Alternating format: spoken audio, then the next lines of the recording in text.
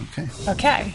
So today I am doing a parsha discussion with my rabbi, Rabbi Ari Kahn, who's very thought-provoking, inspirational. Torah has inspired people worldwide, especially me.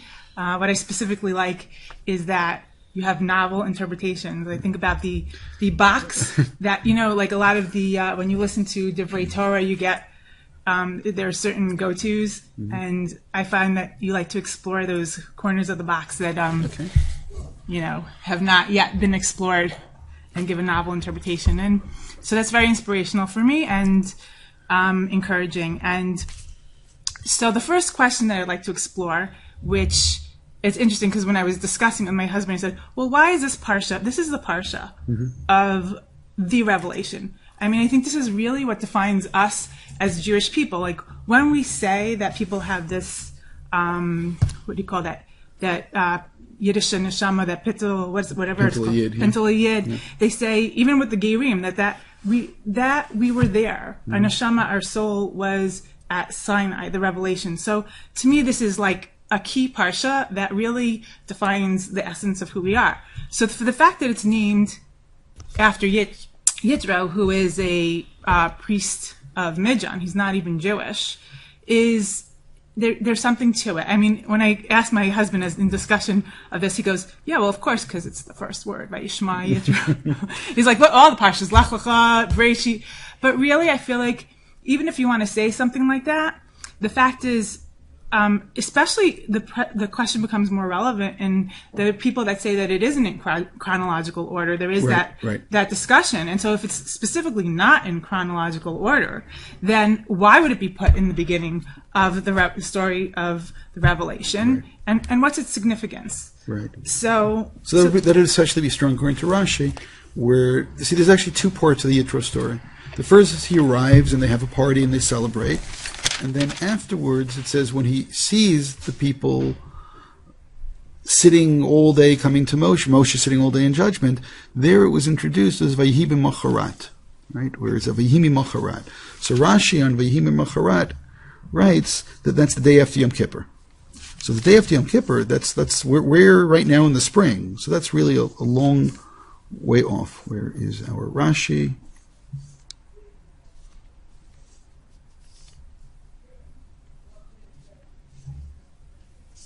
Yeah, Rashi actually does does all the math for you. Macharat, Motzei Yom Kippurim Haya, the day after Yom Kippur. So they leave in the spring, in Nisan, and then we get to early summer is when Matan Torah takes place.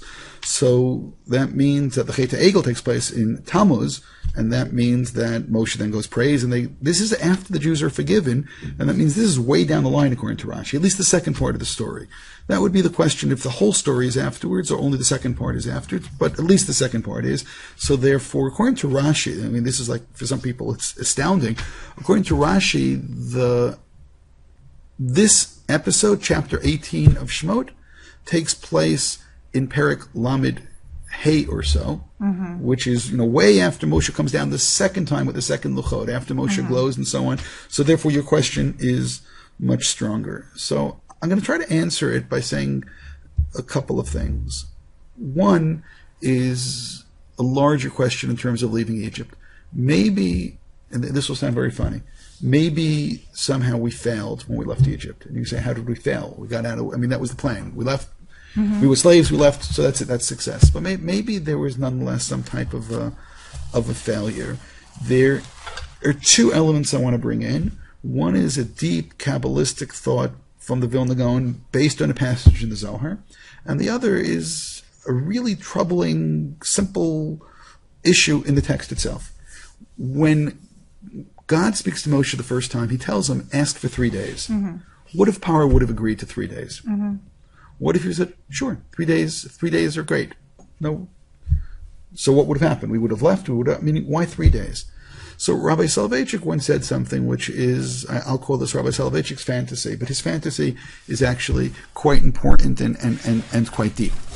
He said that the purpose of the Geula, now I have to qualify, in a certain sense, leaving Egypt becomes the paradigm for the future Geula. The future Geula is not just about the Jews. It's about the entire world. So therefore, for that matter, when the Jews go into exile. We're supposed to somehow impact the world, be a light to the nations. So how did our experience in Egypt go? Which means, was it a success, was it a failure? So you can say, well, some of the Eruv Rav left, but we don't like the way that worked out. But what about Paro himself? What about his officers? What about his people? Which means, essentially, if the objective, and you can argue with this, if the objective of leaving Egypt was to impact the entire world, it did not work very well. But one person heard. Right.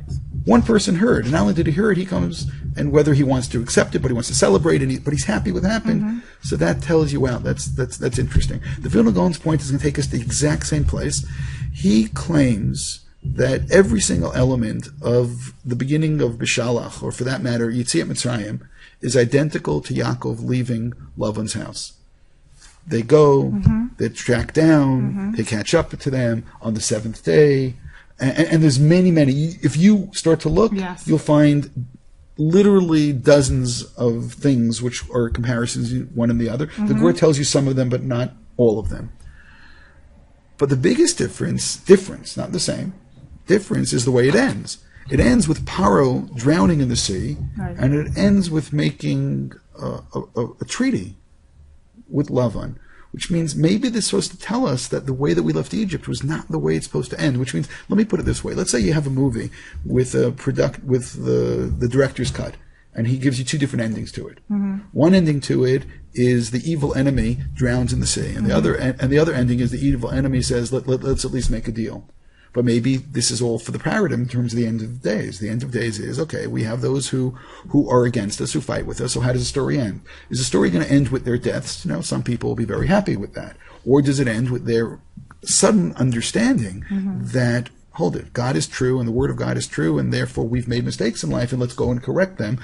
Shouldn't the end of days and the Mashiach coming have a happy ending? Right. So essentially, that's what I think the story of Yitro is doing here. It's a microcosm of that happy ending. Right. Well, I love that explanation for two reasons. First of all, I always tend to believe that it is possible at any moment in time that we could have the ultimate redemption, meaning more than just, that word redemption, meaning everything go the way that it's intended to go in God's plan. Like if everybody does what they're supposed to do at every moment in time, then it could be the completion of what it's supposed to be. And it's only based on our decisions whether it goes one way or another. And it's very interesting because I've been very thoroughly studying all of Tanakh to see how one story leads to the other. And it's only when we fall that we have to pick up and move and build into the next story to keep trying to reroute us, like kind of like ways to reroute us to get back to where we're supposed to be going.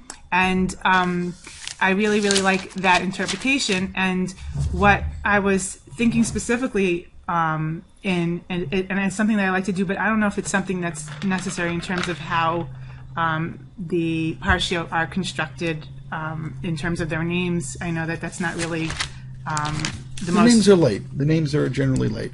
Right, but I think, because in terms of tying in the Parsha from beginning to end is sometimes what I really like to do. I always like the connectivity. I want everything to connect to each other. And it doesn't matter if it's chronological or not, but it has to connect to me thematically and what it's trying to say. And I think that after studying this Parsha, that the Vayishma, Yitro, is like crucial. And I wanted to talk about the difference in the Jewish religion between hearing and seeing, because there's a lot of that in our Parsha, and I think that really what God is trying to get to us, and why it opens is because this what Yitro heard, as we know, the Shema in Judaism is experiential. It's something internal that you internalize and experience more than just hearing, and I think that's what we were supposed to be doing. Yitro accomplished that even from a distance before he even got there, and what we're supposed to do. So I really wanted to discuss with you how Judaism sees seeing as opposed to hearing, and the different levels and what that is. So it seems to me always that the hearing is the word Lishmoa is the highest way we can. Like on Rosh Hashanah, we're supposed to Lishmoa the Kol Shofar, and I think that's supposed to be a rectification. I want to get to that later. For what we didn't achieve here, is that internalizing, which seems much deeper than just visual. And I think that falling in the nation is what I've underlined and looked and noticed is that God requests of us. In the beginning, he tells Moshe he wants that the nation should hear, Right. But they end up never hearing. They keep seeing. They say we're willing to na'aseh, to do, and that they see. They see the kolot. They don't hear it. They're not internalizing the kolot. They're seeing it, which is lesser. It's not experiential, and it's not something that they're able to internalize. So why that's the case? Why we weren't able to do that? Was it something that we weren't? I mean, I think if God is giving it to us and imploring us to do it, we have the capabilities. So where did we fail there? Well, first of all, note something. Later on, when we have the communication prior to Matan Torah, it says, Vata im shamoa tishma'u bikoli. Right? Yeah. So over here, uncle is translated uka'an in kabla. So if you want to know what the first go-to is always unkelos. Mm-hmm. So the problem is if you don't know Aramaic, it's going to be hard, but you got to learn Aramaic. Yeah, I don't so the know. first, that's the first. No, but you see the word, in kabla, Right. if you can accept, in kabla to kablun. And that's the way he almost always will translate the Shema, the idea of Shema, of internalizing. Right. It's exactly what he said, accepting, internalizing. But it's interesting that by Yishma Yitro is Ushma Yitro. Mm-hmm. He doesn't have that as an internalization. Mm-hmm. He gradually has this as more of a... it's a disconnected listening and not an internalized listening, which means it almost is hinting that he heard, he's happy, but he's going to remain an outsider. This is not going to be transformational over here. So that's also then would be an interesting introduction to the parsha. What kind of things in our lives are we going to hear which are going to transform us, and what kind of things are we going to hear which is just, wow, that was really interesting, and just move on afterwards? Yeah, so I have difficulty understanding that because when we're told, so he heard and he comes, right? And then Moshe, when he comes to Moshe brings him in the tent and tells him everything. And, well, what I'm always hit very powerfully by is, first of all, his reaction is Baruch Hashem. And so I looked it up. I see he's the third person in the Tanakh. And they're all not Jewish. They're all not Jewish. Right. And I'm like, Baruch Hashem, okay, I love that. And so he sees God as the source of blessing, right? And he brings his Olot and Zvachim. And here, when I read that, the first thing that shot into my mind was, you know what? We said in Mitzrayim that we wanted to go out and serve God with these, like, Olot and Zvachim. And we never did that. We never did. We did. We did? Yeah. In the before? Not this? before. No, I'm saying before. Well, it depends when this Yitro. happens. It depends when this happens. Oh, that's true. Because in my with everything that I've read, but I'm sure there's things that I'm missing. With everything I read, from my understanding, that it makes sense that he came here. So I have that. I'm stuck on that. Yeah. So if he's first, then you're right. Your point is great. It's that he's showing us two things. Because the second thing he shows is how to run. Meaning he's a leader. He knows how to be a leader. So there's also a big question of Kohen Midyan, if that means. Over here again, Rabba de Midyan does not sound from Unkelos that it's a religious function, that he's the leader. He's almost like rabbi. But not in the sense of religion, but he is the leader of Midyan. So that's the question, because it's not a komar, it's not necessarily somebody's religious. So I'll leave that as an open question, whether Yitro's functionality as Kohen Midyan is a religious leader or is just a political leader. But as a leader, he knows the second part, you just can't wear yourself out and take everything on you. You need to bring other people involved as well. So that's interesting. But what you're pointing out is that it's possible that we're learning from Yitro, not just from the second episode, but from the first episode as well. Of how to express. I'm underwhelmed by the lack of expression of gratitude, other than, the Ezra Shir is huge. We know that the Ezra Shir comes before here.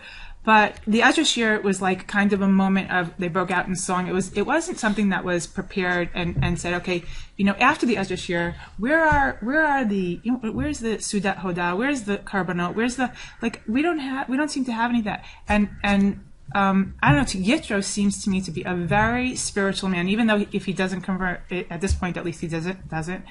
He seems to be a very spiritual. He seems to be searching. He says, now I know that God is the God, and he seems really impacted, whether he, changes or not. He definitely seems impacted at the moment. But he does walk away at the end.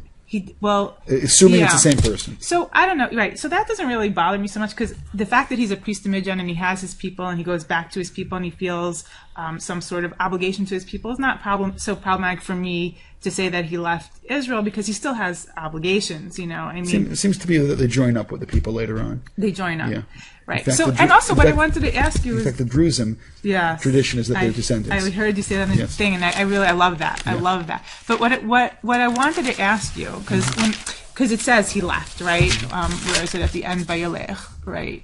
Vayishlach Moshe et chotno, vayelech lo el artzo. So what I wanted to ask you is because, so I know that this is part of where the problem arises in this story, but why can't it be that the story is told, and kind of like the story of the man is told, right? And then it says at the end of it, giving us all the details of the man, it says, and they had the man for 40 years throughout the desert, like a total summary. Spoiler, yeah. Yeah. It's telling us at that point it's going to be for 40 days, for 40 years. That's remarkable. Right. So, why can't it be that, it's telling us a story, and then, after everything that happened, then, kind of at the end of the whole thing, then Yitro went back to his people. He didn't go with us to the land. It's just kind of a summary of the whole Yitro thing, and then it goes back, because then it kind of starts again from the beginning to tell us it takes place. It goes when they came from Refidim, and they went to Har Sinai. But we know, here, Yitro comes, he's already at the Har, and right before they're at Refidim, right, with Amalek. So then it goes back, okay, now I'm going to remind you where we're at, and But it can't just be a little synopsis of Yitro's story ending like that, telling us that, eventually he went back to his land. Right, it could be. As I just said, you have to take into consideration that second section. And Moshe's disappointed that he leaves. Moshe, right. and if you really think about it, that's where the breakdown takes place. Think a second. Moshe says to him, "You're going to lead us, and you can show us the way." And then they leave, and then Moshe sends the Meraglim afterwards. Right. Hold it. If we had Yitro, maybe we never needed the Meraglim. Right. Maybe we had somebody who already knew the path and knew something about other countries other than this just one slave experience. So I just found that interesting because that's when things really do begin to unravel. So it always bothers me how he implores Yitro to stay with them because, I'm talking about Moshe Rabbeinu here, but I felt like he's like, you'll be with us, you'll be our eyes. I know we have to do our hishtadlus, but it seemed to me like he was so dependent on Yitro, I was a little underwhelmed. What about God? You don't have to worry about Yitro. Maybe if he's using that as a way, I know that sometimes, people will do this to make them feel like they're needed so they will stay. Not necessarily that that's the reason. So It could be something like that. But really, if they have God and they're doing their hishtadlus, they don't need Yitro, Yeah. But it's interesting because there's Sefer Bamidbar issues and the Sefer Shemot issues. Sefer Bamidbar is going to be a book that we're going to move from the supernatural to the natural. And Shemot, we're in the midst of supernatural. So therefore, to bring a Bamidbar issue over here seems a little strange. But that may be the issue, is that Moshe does sense and understand that at some point we're going to have to move towards the natural way of living life, and therefore this is part of that plan of moving towards the natural. And that's why he agrees to send the spies. That's the approach that the Nitziv takes throughout the book of Bamidbar. That's it. That's all you need to know. Moving from the supernatural to the natural. But that just doesn't ring true as we're about to get to the largest supernatural occurrence in terms of Matan Torah. So therefore there is almost like this disconnect between the two stories because of the larger contexts. Right.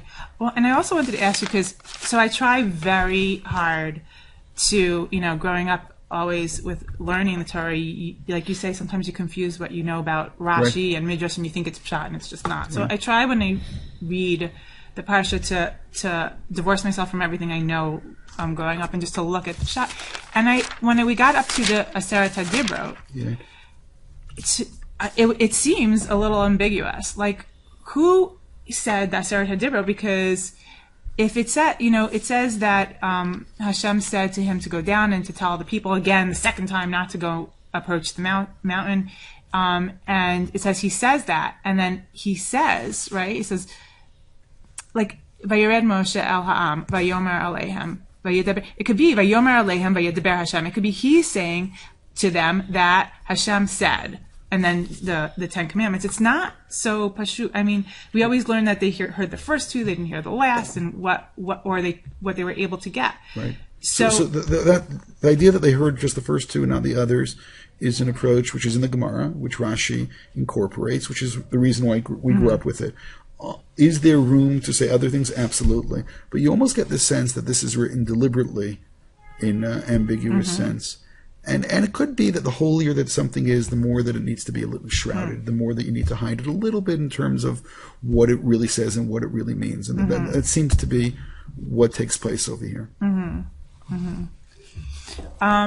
Also, something that I was thinking of, why the story of Yitro is important to happen before the revelation is, and I don't know if this is acceptable way of thinking, but like there was supposed to be a revelation and Israel was supposed to be able to have that themselves, which I'm thinking is that the fullness of the Torah that they were supposed to get before they begged Moshe, no, we can't handle this. Was that the entirety of the Torah? Like what was basically choose your commentary or choose your midrash or choose your source, and then we can. What do you think? And then we can decide. What are you inclined? I'm inclined to think that they were supposed to get all 10 Commandments with the explanations of those 10 Commandments, which would have been a lot richer. How far you can spread them, I'm not sure, but like there's certain parshiot, for example, the beginning of Kedoshim, you just hear an echo there of the Aseret Divrot. I think to a large extent next week in Parshat Mishpatim, you hear an expansion of them. So if that takes place both in Mishpatim and Kedoshim, I think there are other places as well. And therefore, I think what God was going to teach us was Aseret Divrot as not specific commandments, but as chapter headings. And then there would have been all these chapters that he would have given us as well. And it was those chapters that we sort of moved away from. And maybe we only heard the chapter headings. Maybe only heard the first 2 chapter headings, but we only heard a much more limited. Right. So that's really was my feeling as well. And what my feeling was before we're told that Aseret Divrot, Hashem says, right? Okay. Vata im shamot tishma'u b'koli u'shmartem et briti v'yitim li skula mikol ha'amim ki li kol ha'aretz. I have a question on that, but I'll ask you that after. It's not pertinent. But the thing is that he wanted them to hear it and to become the skula, right? And I was thinking that if they were able to, if they were able to withstand, if they didn't reject having the revelation straight from God, then they would have been able to be mamlechet kohanim and a goy kadosh. And they would have been able to be like at the point, right? Like that could have been the point. And then it could have been like, as we're waiting for this big redemption of us, kind of encompassing it with our being, because we would have internalized all of the Torah and we would have been like Kilu, the Kohanim, for the nations. But because we rejected them, we didn't want to internalize that. It seems to me that the next step was, okay, if you're not willing to do that, because God wants us to hear, and He asks us again to hear and to hear, and what I really would hit me is we always hear Na'aseh v'nishma, Na'aseh v'nishma, but Na'aseh v'nishma, when we said we'll do and we will listen, was only after they already rejected the direct communication with God, and Moshe was going to be the go-between, and once he gave them the words of God, they said Na'aseh v'nishma. But before that, all they were willing to say was Na'aseh. You have to pause there, because it depends on which commentary you're using. If you use Rashi, then you have to read Rashi, Perek Yud Tet and Perek Kaf Dalet together. Okay. And just look and make a timeline, because he has the Na'aseh v'nishma already having taken place over here. Because he reads those 2 chapters as if they're being said together. Is that the easiest explanation in the world? Well, only if you grow up on it, it's easy. Right. I mean, other explanations, would also, obviously work. But you're right. According to the Ramban, for example, they only say Na'aseh v'nishma after they not only hear Aseret Divrot, according to the Ramban, after they heard a whole of Parshat Mishpatim, Perek Kaf Aleph, Kaf Bet, and Kaf Gimel. They heard all those laws. They said Na'aseh v'nishma. But let me just say 2 points about it. One is that this sounds very much like a marriage proposal, right? Yes. That's a marriage proposal, which is why we see. But it's right.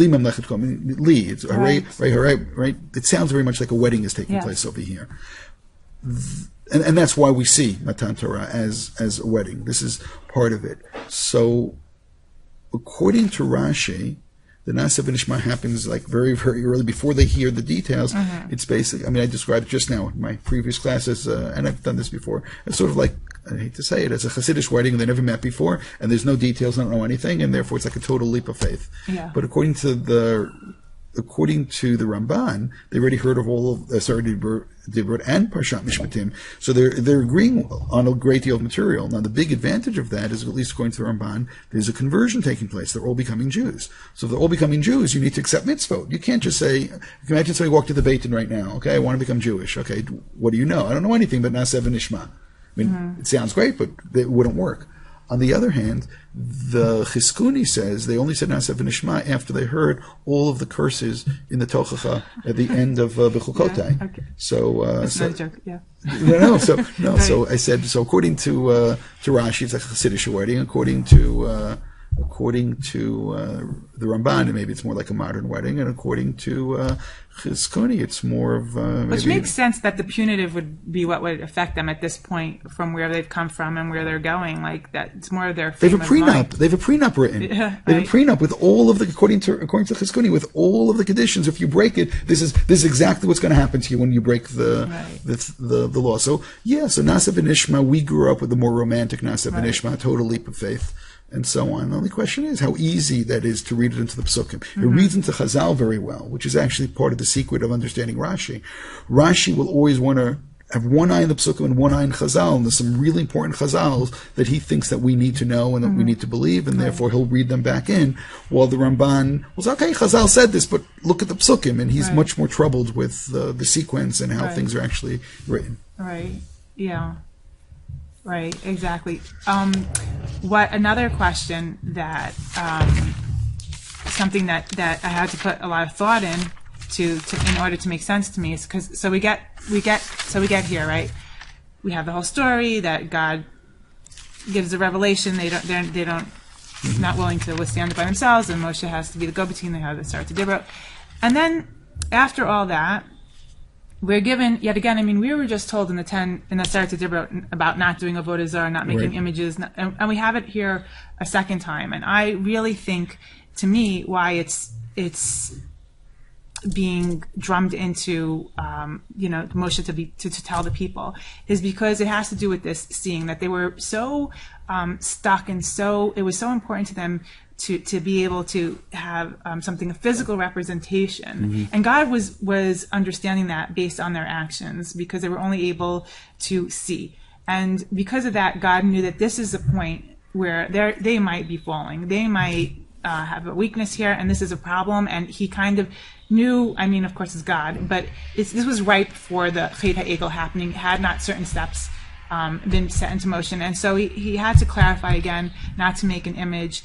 And then also I feel like then he talks about if you're going to want to serve me, if you need to do something physical, okay, so do this. This is the way you do it. This is the way you're going to serve me. And then we're told, very oddly, about, make a ramp. There should be no steps going up. And it says, why? Because you shouldn't expose your nakedness, right? And then I hear always these little Dvar Torah talking about erba and for men. Sneas. You get to talk about sneas. Right? And get some Lashon Hara in there, and then you're set. Right, and and the women can feel good because look, sneas not just for you, the men also. But I have to tell you, really thinking about it, I don't think that it's the conventional sneas that it's talking about, and I think it has to do with this lishmo. I think everything kind of ties together. What I was thinking was, and it brings me back. This is very Rabbi Kahnish. To the Garden of Eden, because when I think of exposing the nakedness, I think when Adam and Chava did the sin, that their nakedness was exposed to them. They knew that they were naked.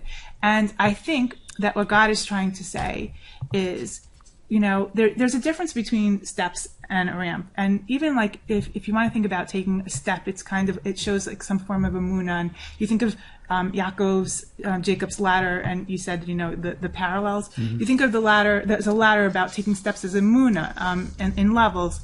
And I think what God is really saying, because, the erba doesn't even make sense, because we know that the Kohanim under their robe, they had tachtonim, they had, pants. So there wasn't any nakedness that was going to be revealed. So it doesn't even make sense on that level. But what they are exposing was they had rejected that willing to take that leap of faith and connect with God on that higher level.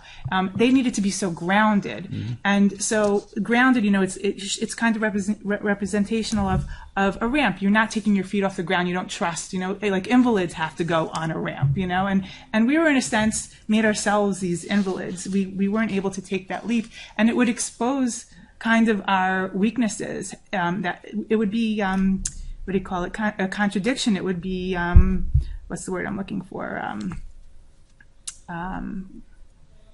Perhaps hypocritical. Hypocritical. It would be hypocritical for us to use that in serving God when that's not really where we're at. That doesn't represent where we were at. And I think that really that's what God was saying is don't be hypocritical. At least if you're going to serve me and you need to do it in this physical way, like be honest with where you're at. Don't be hypocritical. And that's the way I that's see very that nice. That's very nice interpretation. And also do it with modesty. And it's interesting because there's another time where Mizbeach is like out of context, where the murderer goes and you can drag him even from the Mizbeach, which means maybe certain people think if I'm involved in heavenly work, then everything else is unimportant. It's interesting because then serving God becomes something completely narcissistic. Yeah, I'm serving God, so everything else is okay, and it's not okay. And I think that's really significant. There's a great image which Rav Yisrael Salanter gives, which is perhaps more of a male dominant image, but he says that when you put on your talit, now this is not just a metaphor, it's real because it happens every day in shul. He says when you put on your talit, so you put it on your head and then you swing it and back, he says make sure you don't smack someone else on the head with the strings, right? So it's very practical advice, but what he's saying is when you're involved in religious service, make sure no one else is being hit as you're doing it. So therefore, again, serving God should not be narcissistic. There should be this awareness of what is taking place, and there is a climbing of a ramp, and therefore there needs to be humility involved in there. So therefore, looking at all of this on that type of a symbolic way, I think is very interesting and important. There is, however, a commentary. Forget the last verse that says that these verses, in terms of building idolatry, is actually the proper place for this. Was after the the commandment that says not to make any idol. That's where it was. It was the commentary on that because they got the first Dibrot from God, so there was much more understanding of that Dibur, and therefore it really comes over there, but therefore in retrospect the sort of were given to us in terms of its core form and not in terms of the expansion. But that would be very interesting if that really was the case. Wow. And also the Aseret HaDibrot, they say that incorporates like essentially the whole of the Torah in the Aseret HaDibrot. Yeah, Rashi says that in Kaf Daled. He says this when Moshe, prosecute bet, where Moshe is invited to come up, it says, Vayomer Shem Moshe, Alei lahar v'yel Hashem anamcha luchot ha'even, right, so that should be the Ten Commandments, V'torah mitzvah shekatavti l'ratam. So over here, Rashi writes, La'achar matan Torah, he calls him up, it means after they were said, the Aseret were said, Alei lahara, 40 days, and Luchot ha'even v'torah mitzvah shekatavti, kol sheishmot v'shalosh mitzvot bichlal Aseret HaDibrotim. So that's what Rashi says. Right. It's a little hard. I mean, like I'm not really understanding, but I guess are there people that tried to connect under the 10? Like yeah, he goes on to say Rav Sadigon did. Oh, he did. That's the continuation of the Rashi. Okay, I'd love to take a look at. Yeah, that's fascinating. Oh my gosh, thank you so much. You're welcome. You're amazing, and that's Parshat Yitro. Okay. Thank you for joining. Shabbat Shalom.